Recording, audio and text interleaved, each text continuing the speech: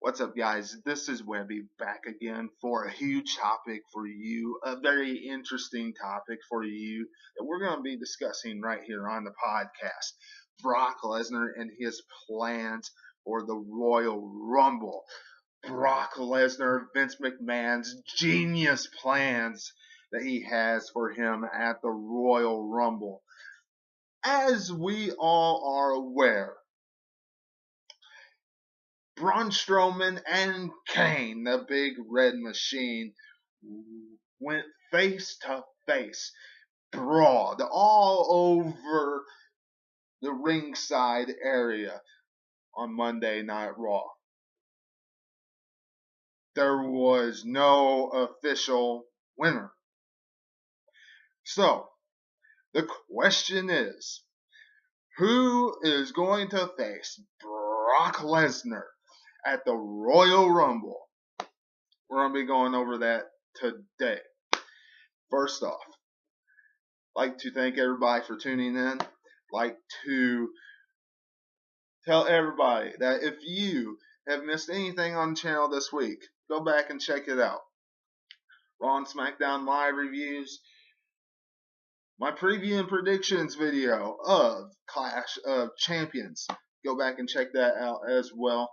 I am sorry that I did not do tribute to the troops like I said I was going to. I was not feeling the best on Thursday night, so that's why I did not get that out there. I will have the review of Clash of Champions on Sunday night, so tune in for that. Subscribe if you're not a subscriber. Hit the bell for all notifications. And follow me on Facebook at 2007Webby. Everything is appreciated here on the channel. Right now, we are at 42 subscribers. Let's keep rolling it along. Hit 50 at least by the end of this year. And keep moving it on up. Much appreciated. Now, Brock Lesnar at the Royal Rumble.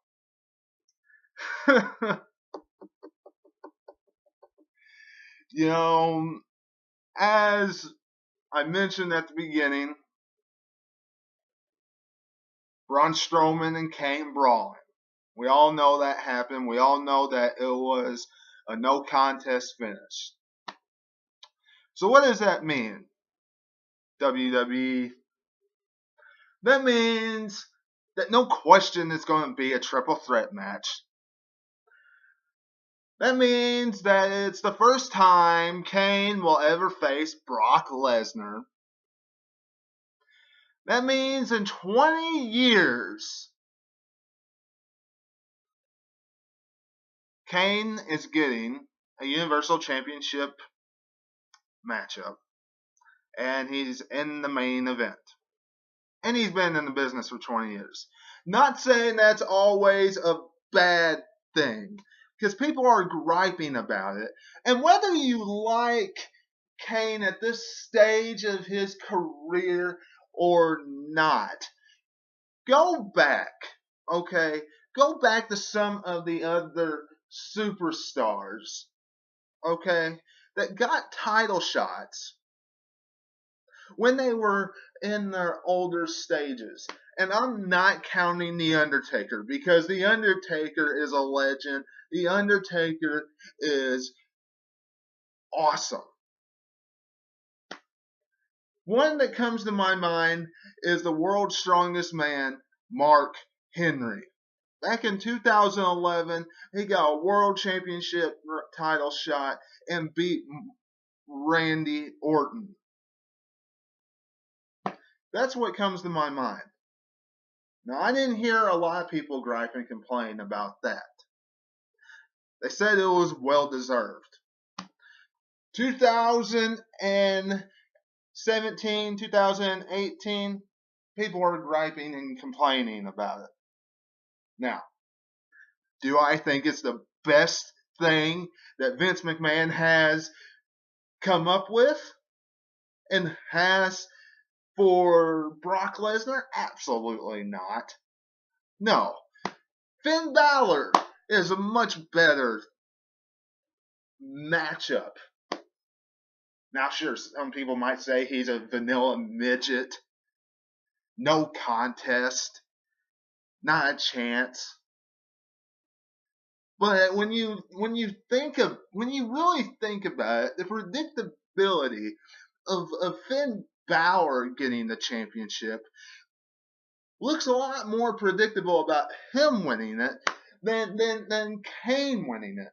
Because when you look at Kane and everything that he's done, no matter how much this little bitty push has been,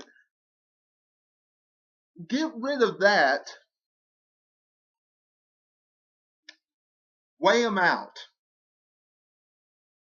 Kane is just floating in the air. Barely seen him. Finn Balor, we've seen him. He's taken down Bray Wyatt. He's done other things that's made him look good. Or Seth Rollins or other superstars that's on the roster. Seth Rollins could still use another championship title match. But whatever the case. The triple threat matchup. You have Braun Strowman.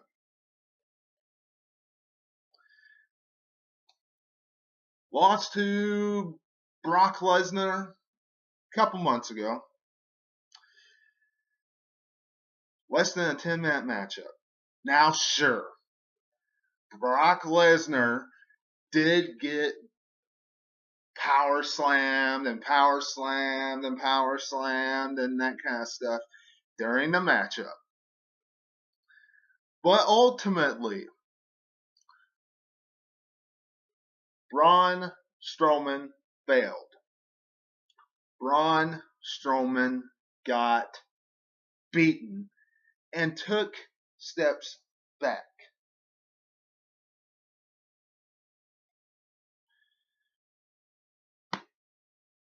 And now, you're just going to put him in the match again with Brock Lesnar?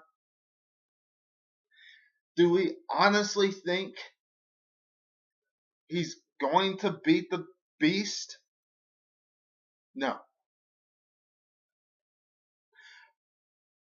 And then you have somebody that's not even in this matchup, waiting in the wings. Just waiting, carrying another strap on his shoulder. And whether you all like this or not, whether you like it or not, whether you want to admit it or not, the only reason, and there's other people out there who's talked about this, it's not just me that's bringing this up and has brought this up.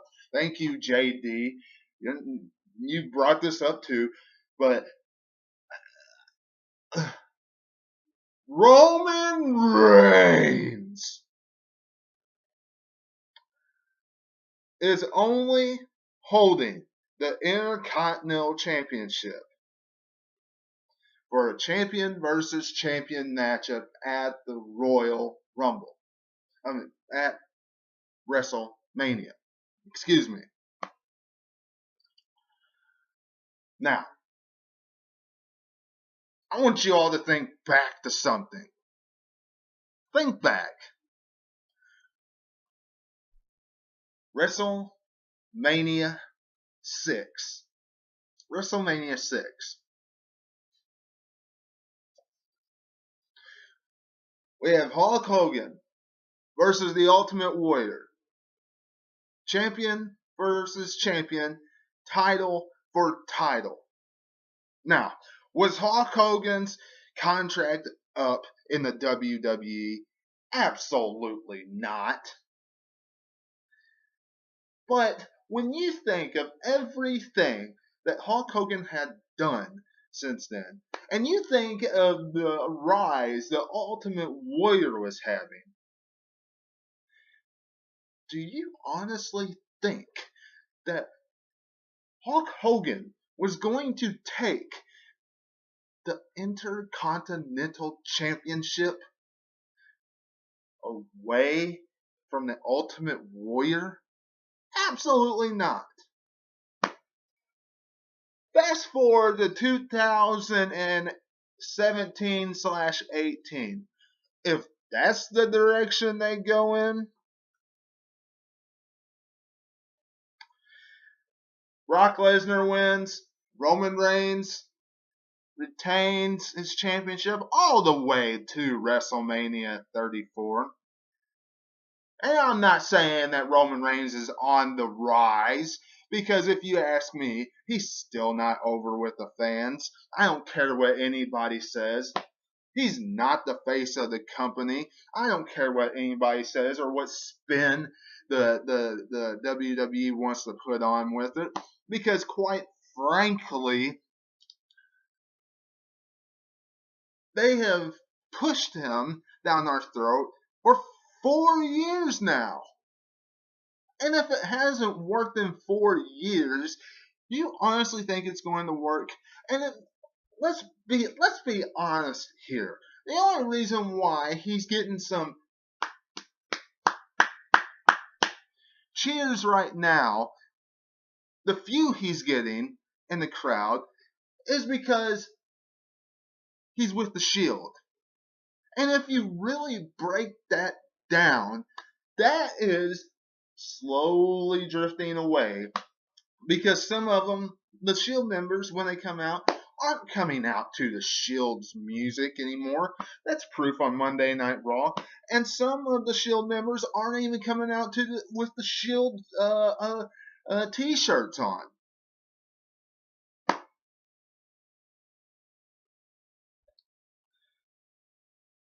So Roman Reigns, if he has the Intercontinental Championship going into WrestleMania, not only does it look obvious that Brock Lesnar is going to lose the Universal Championship to Roman Reigns, number one, because his contract's running up, and it runs out at WrestleMania. And the fact that this match at the Royal Rumble is just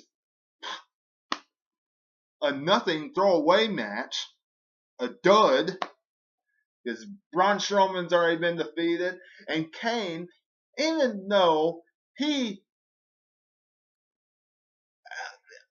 to me, deserves one more chance, even though he is way past his prime and everything, he deserves one more shot at a major championship.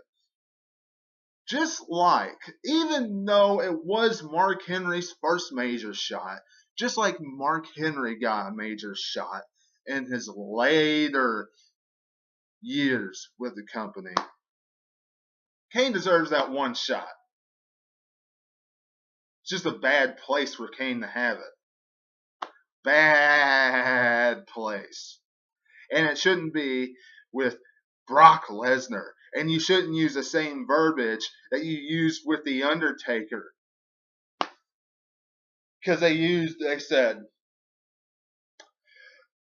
at SummerSlam,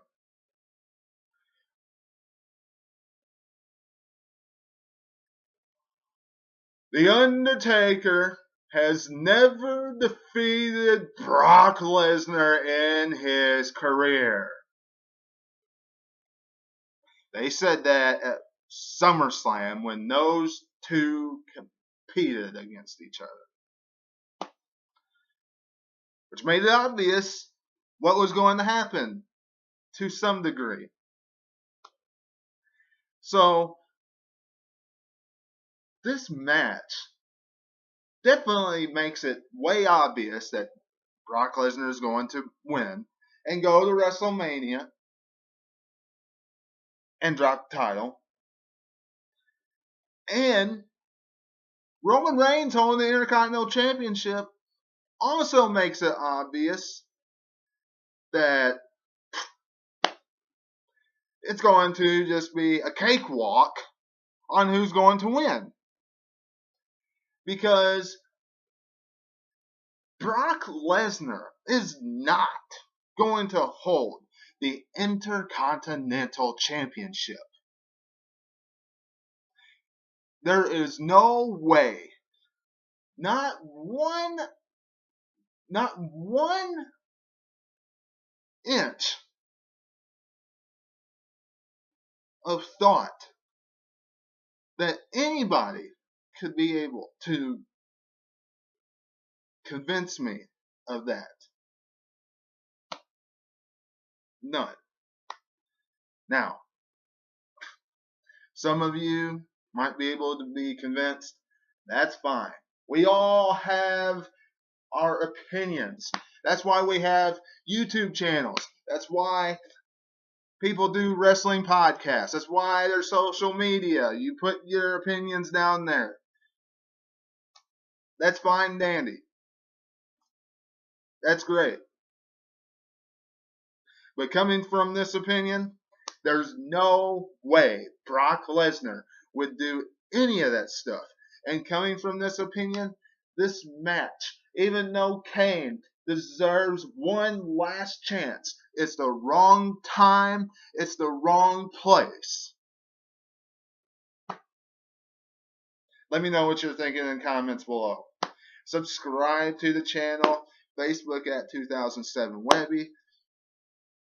Sunday night, tune in for my Clash of Champions review, where we all hope that AJ Styles retains the WWE Championship and continues to keep promise to that championship and continues to give us a reason to tune in to SmackDown every Tuesday night. Until I see you then, this is Webby, and I'll catch you on the other side. Talk to you later.